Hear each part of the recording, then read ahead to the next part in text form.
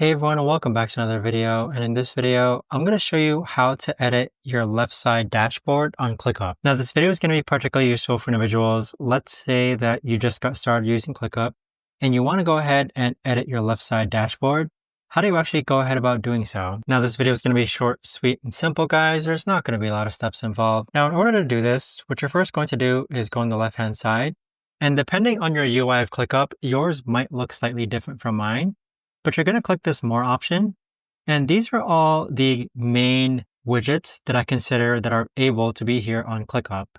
So you can click on the pin icon, and that'll actually go ahead and unpin different widgets that you see here on the left-hand side. So let's say that you don't want Teams or you don't use Teams, you can click on Unpin from Sidebar, and there you have it. But that's essentially how you go ahead and edit the sidebar on ClickUp. If you guys know of a better or easier way to actually do this, let me know in the comments down below. I would love to know. Thanks so much for watching, everyone, and I'll see you guys all in the next video.